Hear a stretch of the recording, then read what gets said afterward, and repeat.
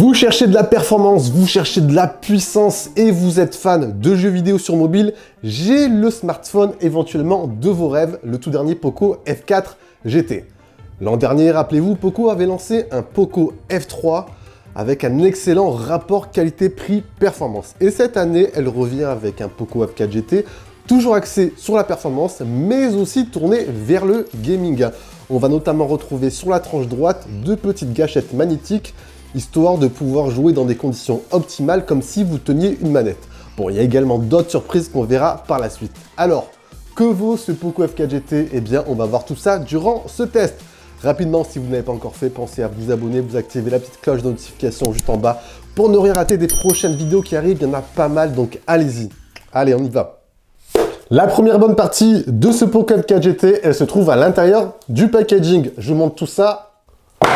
Bon, vous allez retrouver, bien évidemment, tout ce qui est notice, certificat de garantie. Vous avez également la petite coque de protection, juste à l'intérieur.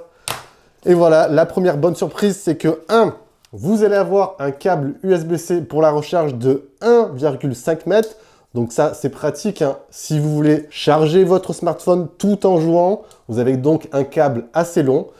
Et vous avez aussi, hop, juste ici, allez, ça, l'hypercharge 120 watts.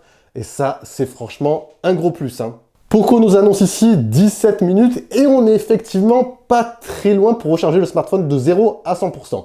J'avoue que pouvoir recharger son smartphone aussi vite, c'est franchement toujours étonnant. Et pour une recharge de 0 à 50%, il m'a fallu à peu près 8 minutes. Donc ça, c'est franchement aussi du très rapide.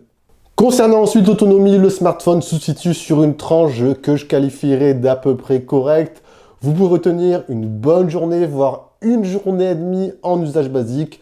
Après, bien évidemment, cela peut plus ou moins fluctuer selon votre usage précis.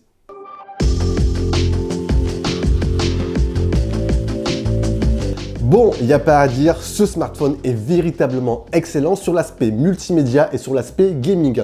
On voit ici que Poco clairement a véritablement mis le paquet sur ces parties-là. On a aujourd'hui tout ce qu'on peut attendre d'un excellent smartphone sur le volet multimédia.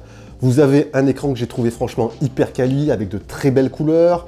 On est bien évidemment ici sur de la technologie Super AMOLED. On a un grand format de 6,67 pouces, donc parfait pour visionner, mais aussi pour jouer.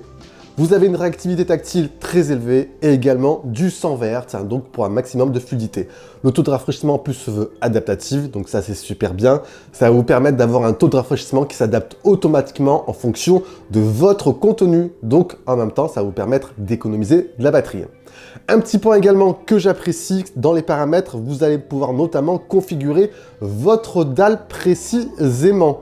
On va retrouver notamment un schéma de couleur avec pas mal de pré-réglages, mais vous allez également pouvoir régler vous-même. Vous avez aussi un moteur d'image intelligence artificielle. Vous allez pouvoir notamment activer la super résolution, l'amélioration de l'image artificielle, l'amélioration HDR et j'en passe. Bref, c'est assez poussé et perso, j'apprécie. Ensuite, pour aller encore un tout petit peu plus loin dans cette expérience immersive, Poco propose aussi en parallèle une diffusion stéréo pour la partie audio. Et ici, vous avez non pas 2 haut-parleurs, mais 4 haut-parleurs. Sur chaque extrémité du smartphone, vous allez avoir notamment 2 sorties avec 2 haut-parleurs intégrés avec une diffusion vers le haut et vers le bas. 2 haut-parleurs pour les aigus et 2 haut-parleurs pour le grave. Alors ici, honnêtement, j'ai trouvé une qualité audio franchement très claire, lisible, avec une légère tendance vers les basses. Franchement, ça le fait amplement pour une petite pièce. Vous allez vous régaler. Je vous laisse écouter ça.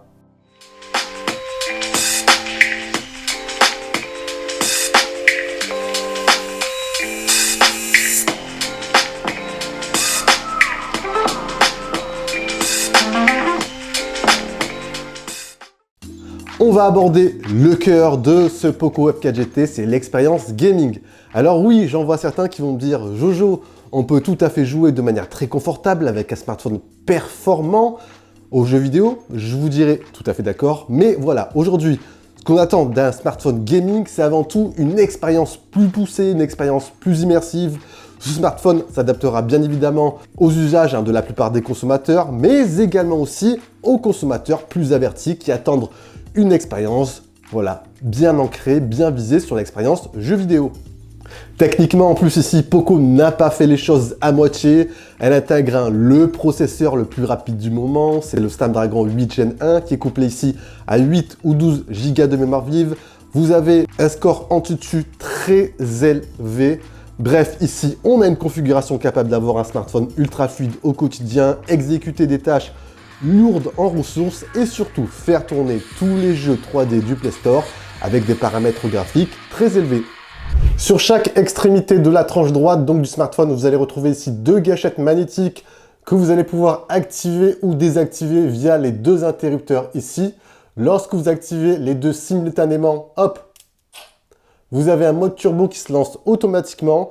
Vous allez pouvoir paramétrer ce dernier juste ici. Vous avez quelques configurations possibles. Je trouve que c'est assez sympa. Après, le petit point qui est dommage par rapport à la concurrence, je trouve qu'ici, Poco aurait pu ajouter véritablement un espace gaming dédié avec une animation, encore plus de paramètres à configurer en live. Bref, c'est un tout petit peu dommage sur ce point-là, comme notamment on peut le voir chez la concurrence, chez Red Magic ou Asus. Pour la partie jeux vidéo en elle-même, j'ai trouvé réellement que les deux gâchettes apportaient, oui, un véritable plus sur l'expérience. Vous pourrez assigner une fonction précise sur vos jeux vidéo favoris et ça, c'est vraiment pas mal. Ensuite, un petit truc aussi sympa dans les paramètres, je vous montre ça dans fonctionnalité spéciale et déclencheur contextuel. Vous allez pouvoir assigner au déclencheur des fonctions rapides. Je vous montre ça, vous allez notamment pouvoir assigner, voilà, en appuyant 2 fois l'appareil photo, un déclenchement de l'appareil photo, de l'enregistreur vidéo, enregistreur d'écran, lampe torche, etc. Bref, ça c'est ultra pratique au quotidien. Ça ajoute un petit plus à l'expérience. Vous appuyez 2 fois, tac, et vous lancez, hop, l'appareil photo. Bon, bref, ce sont des petits trucs assez utiles. Vous avez également, je vous remonte ça dans les déclencheurs textuels, la possibilité d'activer des petits effets sonores dès qu'ils s'activent. Assez cool. Et vous avez également 2 petites animations au niveau des couleurs. On notera également que vous avez aussi des lumières LED. Ça, c'est vraiment typique au smartphone gaming, juste ici. Voilà, vous allez pouvoir notamment les planifier. Vous allez pouvoir les utiliser lorsque vous recevez des petites notifications. Vous allez pouvoir changer les lumières à l'arrière. Bref, c'est assez sympa. Toujours pour affirmer ce côté gaming, jeu vidéo.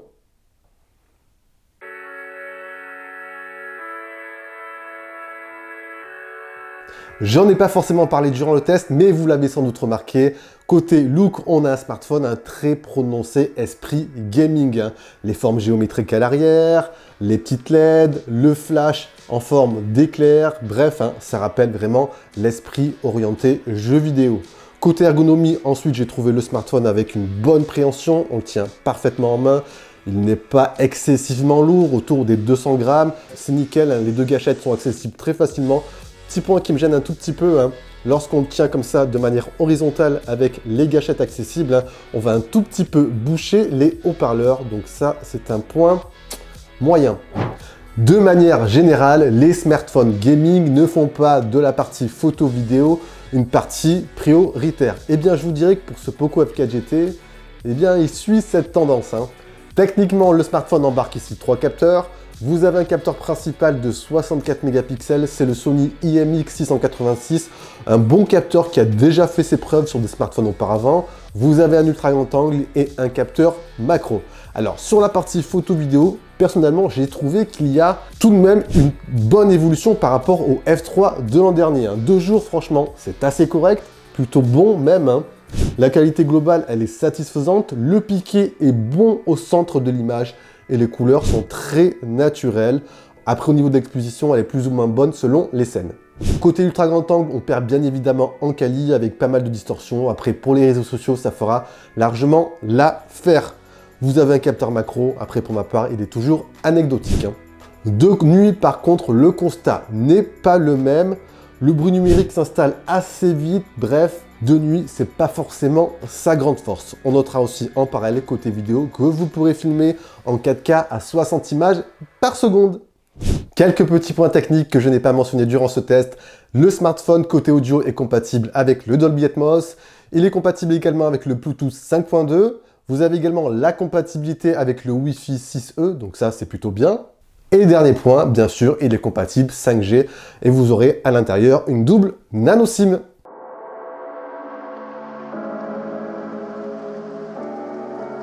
Globalement, alors je vous dirais les amis que ce Poco F4 GT m'a fait plutôt bonne impression et les utilisateurs qui opteront pour ce smartphone, à mon avis, voilà, ne seront pas déçus. L'esprit gaming est bien évidemment au rendez-vous, que ce soit sur le design très prononcé, les performances au taquet et les deux petites gâchettes magnétiques. S'ajoute à cela un combo écran audio de qualité et l'hypercharge 120 watts qui est véritablement un plus au quotidien.